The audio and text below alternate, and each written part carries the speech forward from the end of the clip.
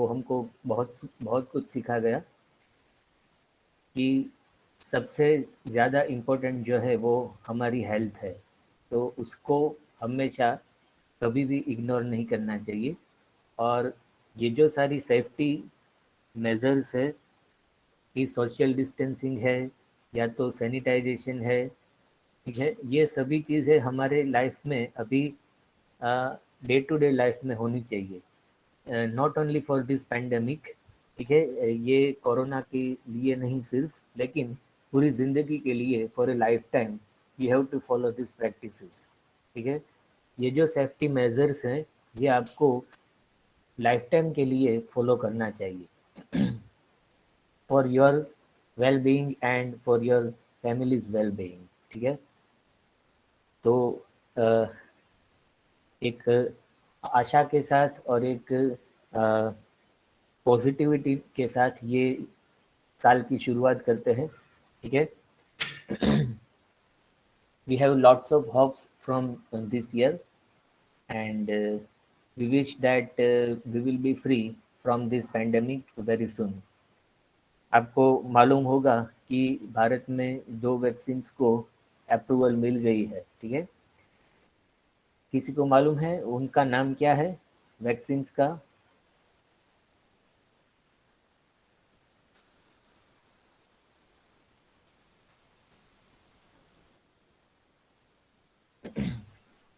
There are 2 vaccines approved. कौन कौन सी 2 वैक्सीन्स अप्रूव हुई है? Covishield, Covaxin sir. Yes, Covishield and Covaxin. Yes, Covishield जो है वो सीरम इंस्टीट्यूट ऑफ पुणे ने डेवलप किया है और कोवैक्सीन जो है वो भारत बायोटेक ने डेवलप किया है। ओके, और आपको ये मालूम होना चाहिए कि भारत का ये जो सीरम इंस्टीट्यूट ऑफ पुणे है वो पूरे वर्ल्ड में सबसे बड़ा वैक्सीन इंस्टीट्यूट है जो कि पूरी दुनिया में वैक्सीन सप्लाई करता है, ठीक है। सबसे ज़्यादा उसमें प्रोडक्शन होता है वैक्सीन्स का, तो हमारे लिए बहुत ही प्राइड की मैटर है कि उन्होंने वैक्सीन बनाई है। So that is a very good positive sign for a new year, ठीक है। तो इसी होप के साथ हम भी हमारा जो MSc सेम 4 है वो शुरू करने जा रहे हैं। आपको मालूम होगा कि इस सेमेस्टर में आपको 3 पेपर पढ़ने हैं।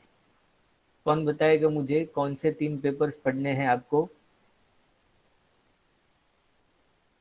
Which 3 papers will you study in this semester? Disconnection approach, organic chemistry reactions, and heterocyclic chemistry. Yes. आपको 3 पेपर्स पढ़ने हैं, organic chemistry reactions OCR, disconnection approach that is DSA and heterocyclic chemistry HTC। सो ये तीनों paper जो हैं ये नए paper हैं आपके लिए और बहुत ही रिसेंटली हमने ये आपके सिलेबस में ऐड किया है और स्पेशली ऐसे डिज़ाइन किया है ये सिलेबस कि आपको जब इंडस्ट्री में आप जाए जॉब करने के लिए, काम करने के लिए, या तो कोई भी रिसर्च इंस्टीट्यूट में या तो कोई एकेडमिक में, तो ये सबसे लेटेस्ट टॉपिक्स है। आपको जानकर ये अगर आपको जानते हो तो ठीक है कि दुनिया में जो भी ये फार्मा कंपाउंड है यानी कि मेडिसिन है, ड्रग्स है, उनमें से 70-80% ड्रग्स जो है वो हेटेरोसाइक्लिक कंपाउंड्स है। तो ये आपको जानकर ये आश्चर्य नहीं होना चाहिए। डिस्कनेक्शन अप्रोच जो है वो बहुत ही लेटेस्ट टॉपिक है और सभी ऑर्गेनिक के टॉपिक्स में ये डिस्कनेक्शन आता ही है। हमारे हेटेरोसाइक्लिक में भी ये डिस्कनेक्शन आएगा। तो जब आएगा तब मैं आपको सिखाऊंगा कि कैसे कंपाउंड को डिस्कनेक्ट किया जाता है यानी कि डिग्रेड किया जाता है। और ऑर्गेनिक केमिस्ट्री जो है वो रिएक्शंस के बगैर अधूरी है।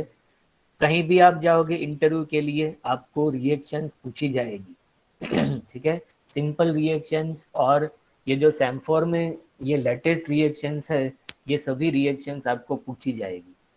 सो लेकिन एमएससी सैमफोर के ये जो तीनों पेपर्स हैं ये थोड़े टफ है, क्योंकि ये लेटेस्ट है इसीलिए थोड़ा टफ है। तो आपको बहुत ही इसमें मेहनत करनी पड़ेगी। If you want to build a good career in chemistry, तो ये सैम 4 आपके लिए बहुत ही इम्पोर्टेंट है। ऑफ कोर्स एमएससी सैम 3 भी इम्पोर्टेंट था, क्योंकि उसमें भी जो पेपर्स थे वो भी लेटेस्ट ही थे। हमने सिर्फ 2 साल पहले ही सिलेबस चेंज किया था, इसीलिए इंडस्ट्रीज और एकेडमिक की डिमांड के मुताबिक हमने सिलेबस डिज़ाइन किया है। तो अगर आप ऑर्गेनिक केमिस्ट्री में अपनी करियर बिल्डअप करना चाहते हो, तो ये दोनों सेमेस्टर बहुत ही इम्पोर्टेंट है।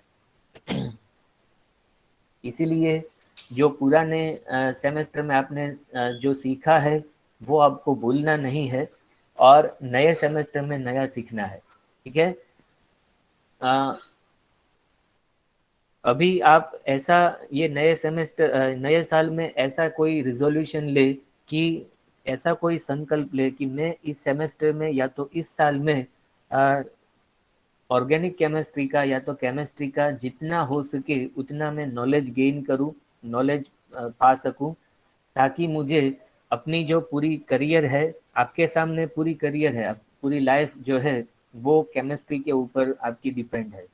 ठीक है, अगर आप केमिस्ट्री में आगे जाना चाहते हो तो उसके लिए आपको बहुत ही अच्छा नॉलेज डेवलप करना पड़ेगा।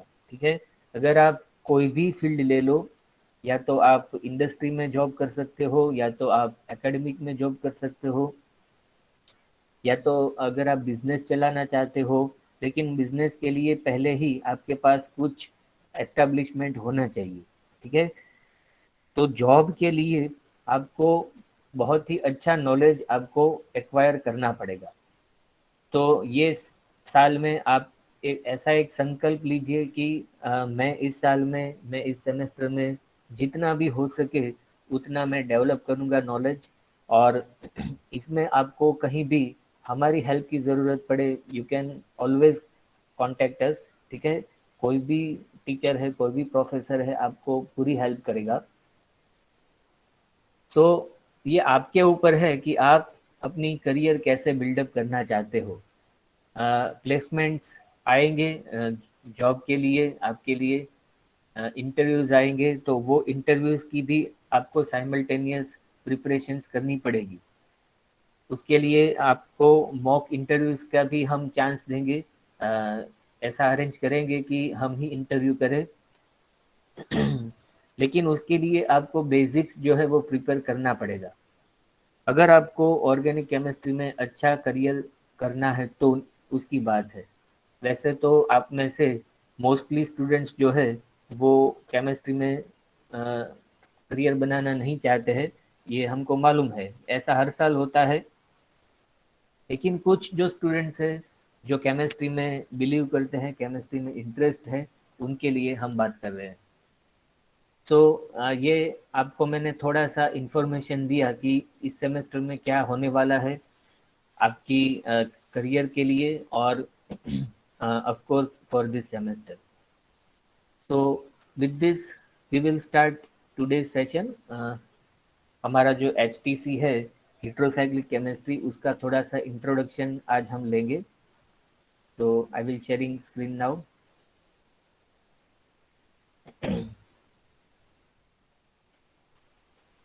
Okay, is my screen visible?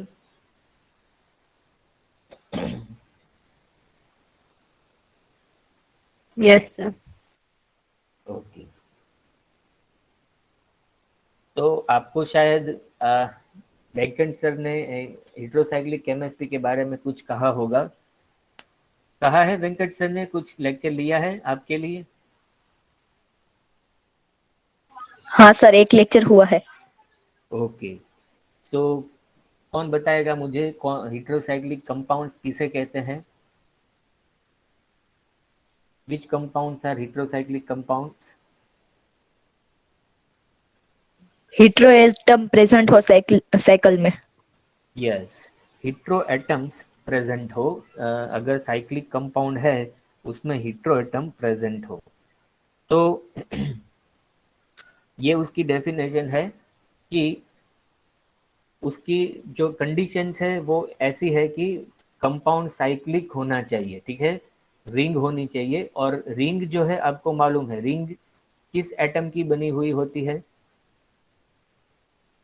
Ring is made up of which carbon. Atom? Carbon की बनी हुई होती है, ठीक है। तो दो टाइप्स के ऑर्गेनिक कंपाउंड्स है, एक तो रिंग जो है वो कार्बोसाइक्लिक की बनती है, यानी कि कार्बन की बनी हुई होती है, तो उसको कार्बोसाइक्लिक कंपाउंड्स कहते हैं। और अगर रिंग जो है कार्बन के अलावा दूसरे एटम्स उसमें अगर अटैच होते हैं तो उसको हीट्रो एटम्स कहते हैं, और ये जो कंपाउंड्स है उनको हीट्रोसाइक्लिक कंपाउंड्स कहते हैं। So this is the definition of heterocyclic compounds. They are organic compounds which contains a ring structure, ठीक है, उनमें रिंग होनी चाहिए यानी कि साइक्लिक स्ट्रक्चर होना चाहिए, containing atoms in addition to carbon. Carbon का तो होना ही चाहिए रिंग, लेकिन कार्बन के सिवाय उसमें सल्फर, ऑक्सीजन या तो नाइट्रोजन या ऐसे कई सारे एटम्स होते हैं जिनको हीट्रो एटम्स कहते हैं, ठीक है।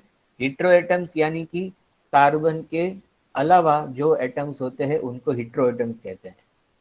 सो अगर हीट्रो एटम्स आए हुए हैं रिंग में तो ये रिंग को हीट्रोसाइक्लिक रिंग कहते हैं। This ring may be aromatic or non-aromatic. So this is the definition of heterocyclic compounds or heterocyclic chemistry. ठीक है, तो ये definition आपको याद रखनी है। This is the significance, मैंने आपको कहा अभी कि सभी जो ऑर्गेनिक कंपाउंड्स है उसमें से टू थर्ड्स यानी कि 66% ऑर्गेनिक कंपाउंड्स जो है वो हीट्रोसाइक्लिक है। तो ये आपको जानकर ये this is the importance of heterocyclic chemistry. आपको ये क्वेश्चन होना चाहिए कि हम क्यों ये स्टडी कर रहे हैं इस सेमेस्टर में हीट्रोसाइक्लिक केमिस्ट्री, क्योंकि टू थर्ड्स यानी कि 66% ऑर्गेनिक कंपाउंड्स जो है वो हीट्रोसाइक्लिक कंपाउंड्स है। और मैंने अभी आपको कहा कि आपके घर में जो कोई भी दवाइयाँ होती है, मेडिसिन होती है, उनको आप चेक कीजिए। मैं आज आपको एक एक्टिविटी दे रहा हूँ, कल मेरा लेक्चर है सुबह में, ठीक है, फ्राइडे को। तो तब तक आपको क्या करना है कि आपके घर में जो भी दवाइयाँ हैं, डायबिटीज़ की है या तो फीवर की है या तो एनाल्जेसिक है यानी कि पेन किलर है, कोई भी दवाइयाँ हैं, ठीक है, ब्लड प्रेशर की है, हाइपरटेंसिव है, कोई भी ड्रग्स हैं, वो आप चेक कीजिए उसमें कितने, सपोज आप के घर में डायबिटीज़ की दवाइयाँ है तो उसमें आप देखेंगे कि कंटेंट कौन सा है। कंटेंट शायद उसके ऊपर लिखा होगा मेटफॉर्मिन, क्योंकि मोस्टली डायबिटिक ड्रग्स में मेटफॉर्मिन होता है। तो आपको मेटफॉर्मिन जो है वो गूगल के ऊपर चेक करना है कि उसका स्ट्रक्चर कैसा है और वो हीट्रोसाइक्लिक है या नहीं, वो आपको देखना है, ठीक है। तो ये आपको मैं इसलिए करवा रहा हूँ ताकि आपको मालूम पड़े कि आपके घर में जो भी दवाइयाँ हैं वो मोस्टली हीट्रोसाइक्लिक कंपाउंड्स होगी, ठीक है, क्योंकि मोस्टली फार्मास्यूटिकल्स आर हीट्रोसाइकल्स। 70-80% जो दवाइयाँ होती है, मेडिसिन होती है, वो हीट्रोसाइक्लिक कंपाउंड्स होती है। तो ये एक्टिविटी मैं आपको दे रहा हूँ कल के लिए। सो आई होप कि सभी लोग इसमें कोऑपरेट करेंगे, ठीक है। तो करोगे या नहीं? मुझे सिर्फ आपको ये यस कहना है, सर। यस, मुझे सिर्फ आपको ये कहना है कि कौन कौन सी ड्रग्स जो है वो हीट्रोसाइक्लिक कंपाउंड्स थी। आपको सिर्फ आपके घर में दवाइयाँ चेक करनी है, गूगल के ऊपर उसका स्ट्रक्चर देखना है और देखना है कि उसमें कौन सा हीट्रोसाइकल प्रेजेंट है। तो इसमें कुछ एग्जांपल्स हम स्टडी कर रहे हैं। आपने एमएससी सेम 3 में नेचुरल प्रोडक्ट्स में अल्केलॉइड्स स्टडी किया होगा, ठीक है। कोई बता सकता है अल्केलॉइड्स की डेफिनेशन? What are अल्केलॉइड्स?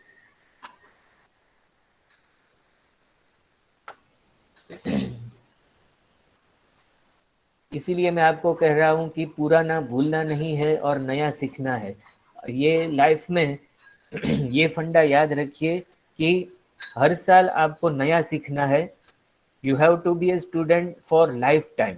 अगर आप पूरी life time, Naturally, yes naturally occurring nitrogen containing bases.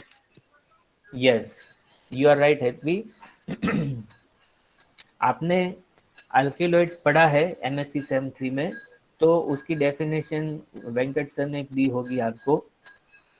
तो नाइट अल्केलॉइड की डेफिनेशन में ही आता है कि अल्केलॉइड्स आर हेट्रोसाइक्लिक कंपाउंड्स। ठीक है, अल्केलॉइड्स हमेशा हेट्रोसाइक्लिक कंपाउंड्स है। Yes Dhaval, what you are saying? Sir C and D का कंबाइन लेक्चर है ये? You can stay, you can stay, you can attend, ठीक है, नो प्रॉब्लम। सर दूसरे स्टूडेंट भी आना चाहते हैं। Yes, yes, no problem. I am adding it.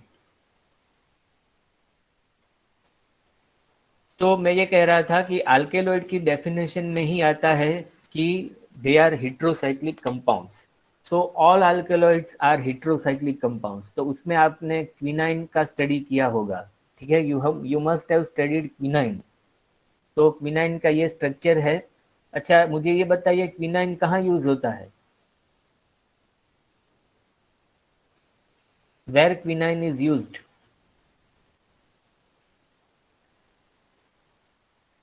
Malaria की ड्रग में। Anti malaria sir. Yes, it is anti malarial.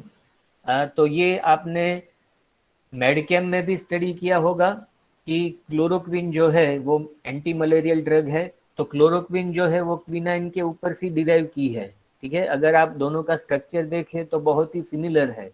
अगर आपको याद हो क्लोरोक्विन का स्ट्रक्चर, तो उसमें भी ये हेट्रोसाइकिल प्रेजेंट है। किसी को मालूम है ये हेट्रोसाइकिल कौन सा है? Which heterocycle is this? Pyridine. Quinoline.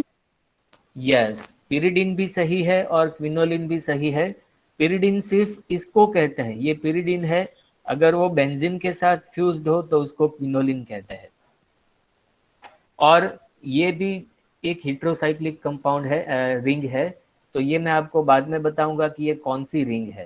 ठीक है, तो सारे अल्केलॉइड्स जो हैं वो हेट्रोसाइक्लिक कंपाउंड्स है, क्योंकि उनकी डेफिनेशन में ही है कि अल्केलॉइड्स आर नाइट्रोजन कंटेनिंग हेट्रोसाइकल्स। ठीक है, अल्केलॉइड्स में नाइट्रोजन वाले हेट्रोसाइकल प्रेजेंट होते हैं।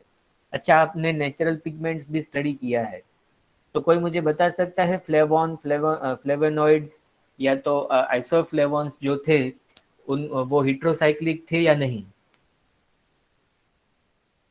Heterocyclic थे।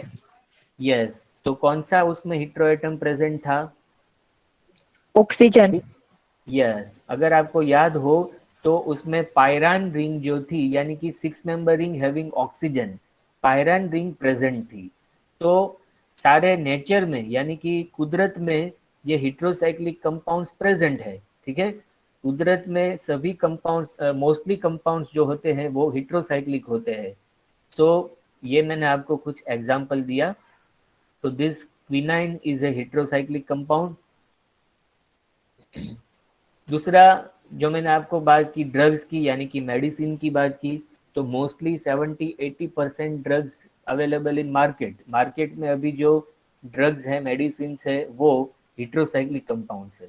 तो आप देख सकते हो कि ये जो दवाई है जिसका नाम है टेगामेट, वो स्टमक और इंटेस्टिनल अल्सर के लिए यूज की जाती है। अल्सर यानी कि આપણે જેને કહીએ ચાંદુ, બરાબર? ચાંદા માટે પેટમાં કે પછી આંતરડામાં ચાંદા માટે આ દવા જે છે એ યુઝ થાય છે. યુ કેન સી આ હિટ્રોસાઇકલ છે, this is an heterocycle. 5 member ring है, 1 2 3 4 5 member ring having 2 nitrogen atoms. ठीक है, तो ये हेट्रोसाइकिल है। तो ये भी एक दवाई है, एक मेडिसिन है। उसके बाद आपने फाइजर का नाम सुना होगा। किन स्टूडेंट्स ने फाइजर का नाम सुना है? Have you heard about this Pfizer? Corona vaccine. Yes sir.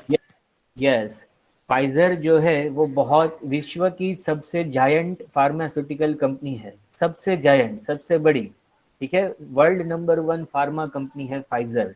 और वो तो आपने कोरोना की वजह से उसका नाम सुना होगा, बाकी मैं ये बता रहा हूँ कि वो सबसे जायंट फार्मा कंपनी है, वो आपको मालूम होना चाहिए, वर्ल्ड नंबर 1। तो ऐसे ही आपको जो भारत में यानी कि गुजरात में आई हुई फार्मा कंपनीज के नाम आने चाहिए, एटलीस्ट 10, क्योंकि गुजरात जो है, अभी वो आप जानते होंगे कि गुजरात जो है वो फार्मा में नंबर 1 है पूरे इंडिया में और पूरे वर्ल्ड में। आप जानकर आपको हैरान होगा कि जाइडस है या तो फिर एलेम्बिक है, ये सभी कंपनियां कोरोना की वैक्सीन बनाने में जुटे हुए हैं। अभी तीसरी वैक्सीन जो है वो जाइडस की जो जाइकोवी है, वो अभी थर्ड स्टेज के ऊपर उनका टेस्टिंग शुरू हो गया है। तो आपको ये जानकर आश्चर्य नहीं होना चाहिए कि गुजरात जो है वो सबसे लीडिंग है फार्मा में।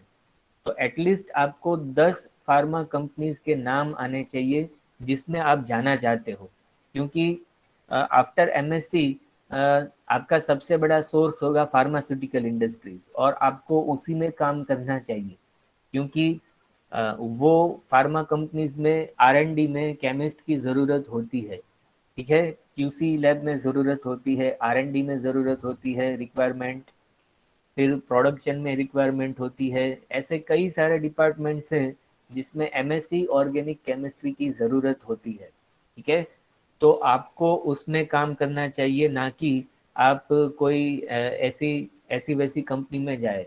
आपको 10 कंपनी का लिस्ट बनाना है, अपने मन में याद रखना है। अगर वो हमारे यहाँ प्लेसमेंट में आते हैं तो आपके लिए बहुत ही अच्छा है, अगर नहीं आते हैं तो आप सामने से अपना रिज्यूम जो है वो उनको भेज सकते हो।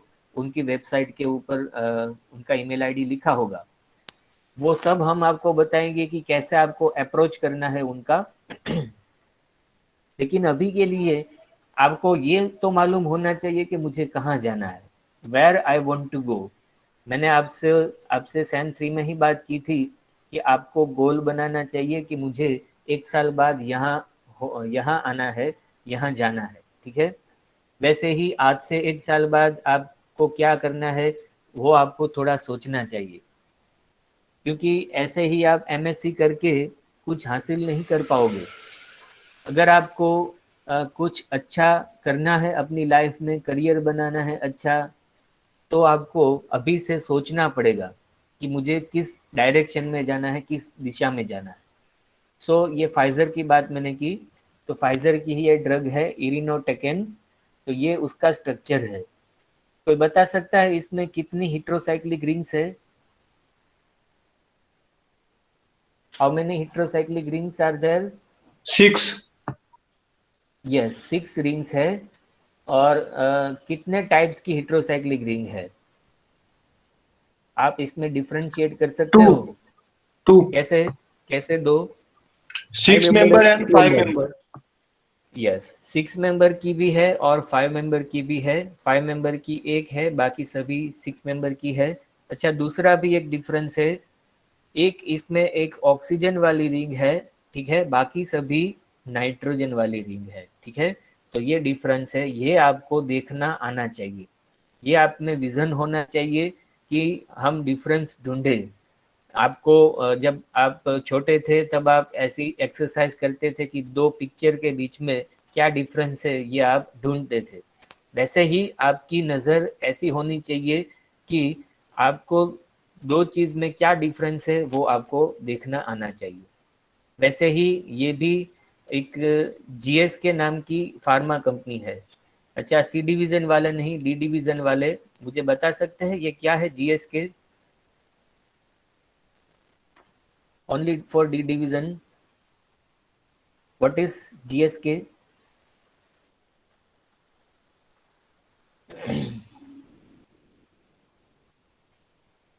GSK क्या है, कोई बता सकता है?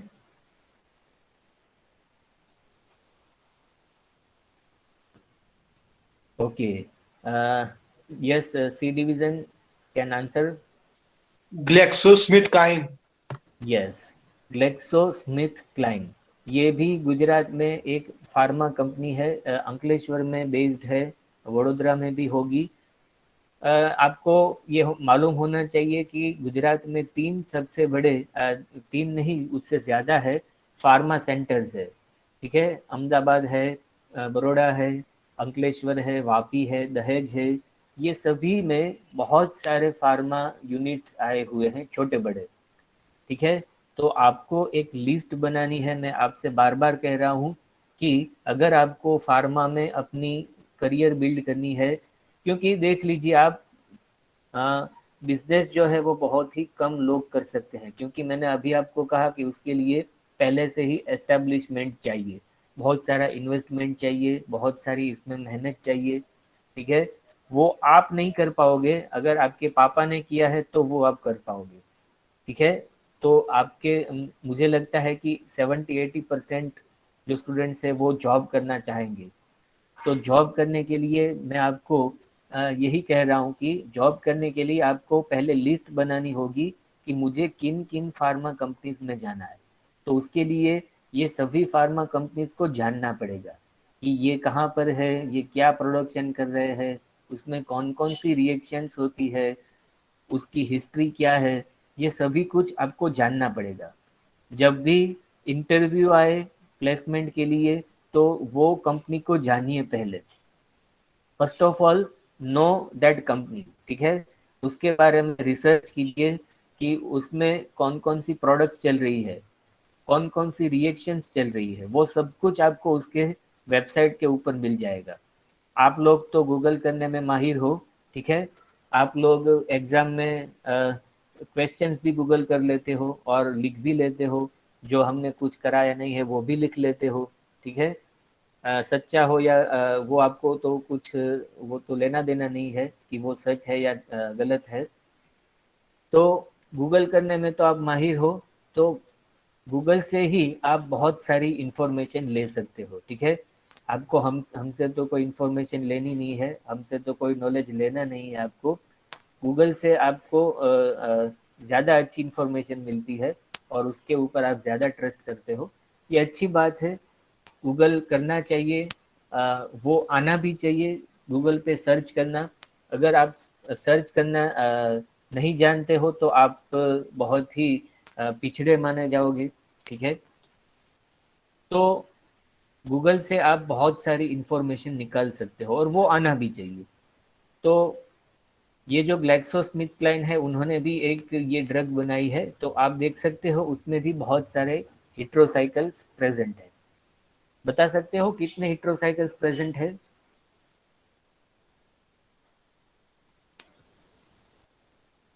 4. 4 हिट्रोसाइक्लिक रिंग्स प्रेजेंट है। और इसमें कैसे आप डिफरेंशिएट कर पाओगे D division students?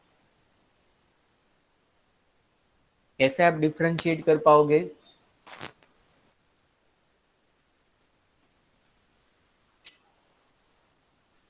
D division के students answer they. 1 5-member and 3 6-member. Yes, एक 5 मेंबर रिंग है और 3 जो है वो 6 मेंबर रिंग है, यू आर राइट। और दूसरा भी डिफरेंस है कि एक जो है वो ऑक्सीजन वाली रिंग है, बाकी के 3 जो है वो नाइट्रोजन वाली रिंग है। अच्छा, ये भी हिट्रोसाइक्लिक रिंग नहीं है? Is this a heterocyclic ring? Where my mouse cursor is there? ये हिट्रोसाइक्लिक रिंग है या नहीं? नो सर, क्यों? नाइट्रोजन एंड ऑक्सीजन उसकी चेन में है न, इसलिए अंदर नहीं है रिंग के। यस, ये रिंग नहीं है, ऐसा आपको कहना चाहिए। What is the answer? ये रिंग नहीं है, ये ओपन चेन है। ठीक है, ये फ्री चेन है, ये रिंग स्ट्रक्चर नहीं है। ठीक है, इसीलिए ये हिट्रोसाइकिल नहीं है, ये सिर्फ एक छोर है, एक एंड है। ये फ्री चेन है, इसीलिए ये हिट्रोसाइक्लिक रिंग नहीं है। आपको रिंग देखना है। सिर्फ नाइट्रोजन ऑक्सीजन तो कई सारे कंपाउंड्स में होंगे, लेकिन वो रिंग में होने चाहिए। और ये दोनों कंपाउंड्स है वो कैंसर एंटी कैंसर कंपाउंड्स है जो फाइजर और जीएसके ने डेवलप किए।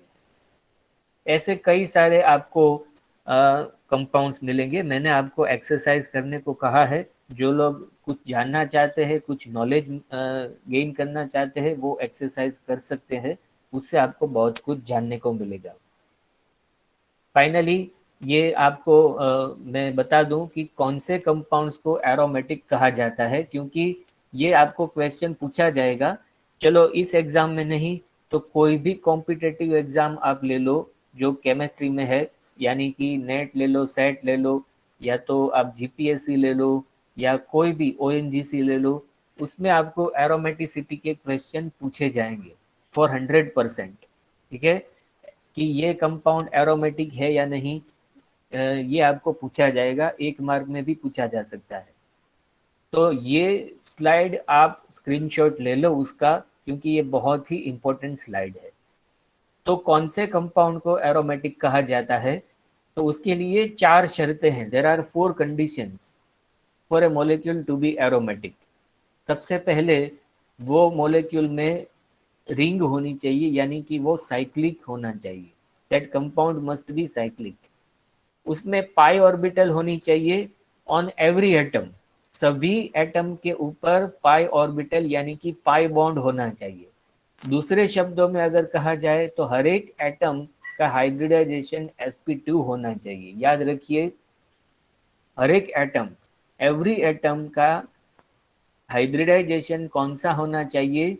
sp2। Third condition, it must be A planar molecule. ठीक है, वो प्लेनर होना चाहिए। उसके लिए आपको हाइब्रिडाइजेशन मालूम होना चाहिए। चलो मैं ये बता दूं, sp हाइब्रिडाइजेशन हो तो उसकी ज्योमेट्री क्या होगी? लीनियर।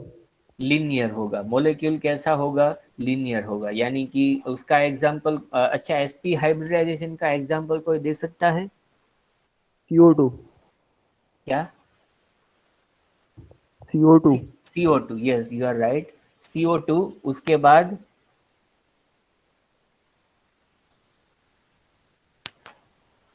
उसके अलावा कोई एग्जांपल है आपके पास CO2 के अलावा?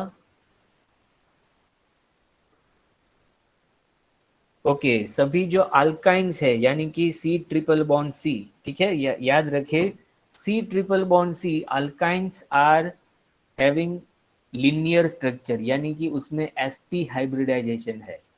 अच्छा, sp2 हाइब्रिडाइजेशन का शेप क्या होगा?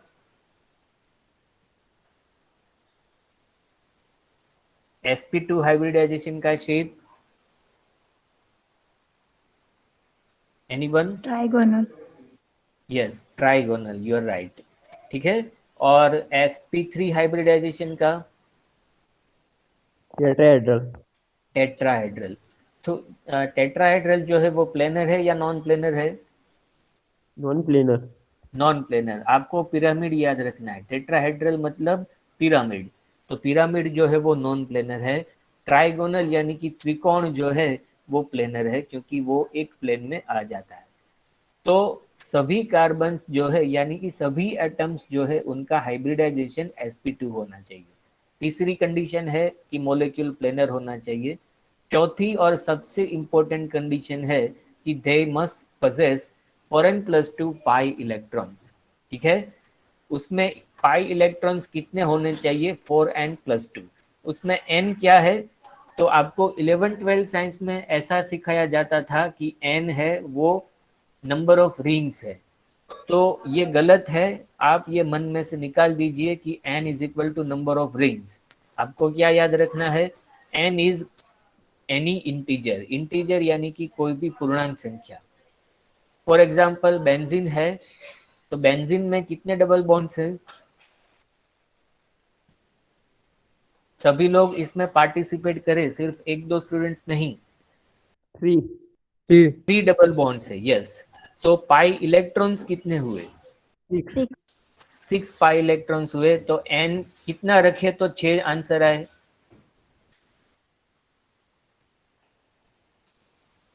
n is equal to 1। इसमें अगर आप n इज इक्वल टू 1 रखोगे तो 6 आंसर आएगा। अगर ऐसा होता है यानी कि ये इक्वेशन फुलफिल होता है तो ये बेंजीन जो है वो एरोमेटिक है। दूसरी चीज आप देख लीजिए, ये साइक्लिक है। तीसरी चीज आप देख लीजिए कि सभी कार्बन का, सभी एटम्स का हाइब्रिडाइजेशन sp2 होना चाहिए। sp2 मतलब कार्बन कार्बन कोई भी एटम के बीच में डबल बॉन्ड होना चाहिए, तो उसका हाइब्रिडाइजेशन sp2 होगा। सेम वे नेप्थेलिन है, उसमें 2 रिंग्स आई हुई है, ठीक है, it is a cyclic compound. सभी एटम्स का हाइब्रिडाइजेशन कैसा है देख सकते हो आप, sp2 sp2 हाइब्रिडाइजेशन, सभी एटम के ऊपर डबल बॉन्ड है। सभी एटम, याद रखिए आप, ये जो शब्द है बहुत ही इंपॉर्टेंट है। On every atom the hybridisation must be sp2, सभी एटम्स का हाइब्रिडाइजेशन sp2 होना चाहिए, ये बहुत ही इंपॉर्टेंट कंडीशन है। तो ये ऐसा इसमें है, therefore it is a planar. और इसमें n इज इक्वल टू क्या होगा नेप्थेलिन के लिए,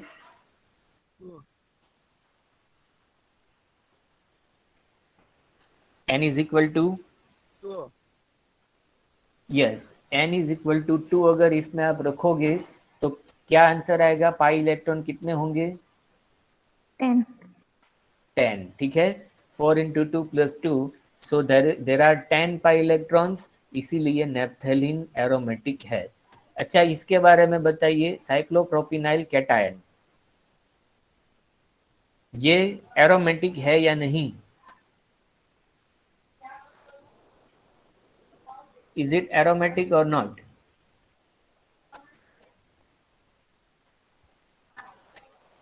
कोई बता सकता है? aromatic. इट इज एरोमेटिक, ठीक है। तो क्यों ये एरोमेटिक है, इसमें कंडीशंस फुलफिल होती है। देखिए, सबसे पहली कंडीशन साइक्लिक, तो वो साइक्लिक है। हर एक एटम का हाइब्रिडाइजेशन क्या होना चाहिए, sp2, तो ऐसा है या नहीं? तो ये दोनों जो एटम है उनका हाइब्रिडाइजेशन sp2 है, इसके ऊपर पॉजिटिव चार्ज है तो इसका भी हाइब्रिडाइजेशन sp2 ही है, ठीक है। तो ये भी कंडीशन फुलफिल होती है, इट इज ए प्लेनर। और इसमें n क्या होगा, what will be the value of n, कोई बता सकता है? 0। n इज इक्वल टू 0 रखोगे तो आपको आंसर मिलेगा 2, and there are 2 pi electrons, ठीक है। और लास्ट थिंग, लास्ट एग्जांपल है, इसको कहा जाता है annulene. It is a very big chemistry about this annulene. अच्छा, इसको 14 एन्यूलिन कहा जाता है। आप इसमें अगर पाई बॉन्ड्स गिनोगे तो कितने पाई बॉन्ड्स है, how many pi bonds are there, 7. 7। और पाई इलेक्ट्रॉन्स कितने होंगे, 14. 14 पाई इलेक्ट्रॉन्स होंगे। तो ये कंपाउंड एरोमेटिक है या नहीं, देख लीजिए आप। है yes, aromatic. It is an aromatic compound. क्यों? क्योंकि कॉन्जुगेट डबल बॉन्ड से देख लीजिए, डबल बॉन्ड हाइब्रिडाइजेशन है। और इसमें n क्या आएगा, what will be the value of n, 3 n is equal to 3। तो आप देख सकते हो इसमें कितनी रिंग्स आई हुई है एन्यूलिन में, how many rings are there, 1. Ring तो एक ही है, ठीक है, लेकिन n कितना आया, 3 आया। तो आप देख सकते हो कि आपको जो 11th 12th साइंस में कहा था कि n is equal to number of rings, तो वो गलत है, ये यहाँ पर गलत होता है कि n क्या है, कोई भी नंबर हो सकता है, कोई भी इंटीजर पूर्णांक संख्या हो सकती है। तो ये कुछ एग्जाम्पल्स है कि when A molecule is aromatic. तो ये स्लाइड आपको हमेशा के लिए याद रखनी है। ये जो रूल्स थे वो हकेल ने दिए थे, ह्यूकेल्स रूल्स इसको कहते हैं, तो ये आप याद रख लीजिए, ठीक है। लास्ट क्वेश्चन फॉर टुडे, अगर यहाँ पर नेगेटिव चार्ज होगा तो वो क्या कहलाएगा, ये आपको मुझे कल आंसर देना है, सोच कर दीजिए। अगर यहाँ पर नेगेटिव चार्ज होगा, पॉजिटिव की जगह यहाँ पर एनायन होगा, तो वो एरोमेटिक होगा या नहीं होगा, ठीक है, ये आपको मुझे आंसर देना है। Okay, so that is all for today. मैं आपको आज हमने कौन कौन से टॉपिक्स किए? मैं आपको इस सेमेस्टर में हम क्या करेंगे, लास्ट में समरी करेंगे। आपको ही समरी देनी है कि आज हमने कौन से टॉपिक्स किए, वो आपको कहना है। कौन कहेगा? कौन कौन से टॉपिक्स पढ़े हमने आज? कौन बताएगा? आपको ही समरी देना है, हमने क्या टॉपिक्स किए। चलो बताओ जल्दी, कौन कौन से टॉपिक्स पढ़े आज?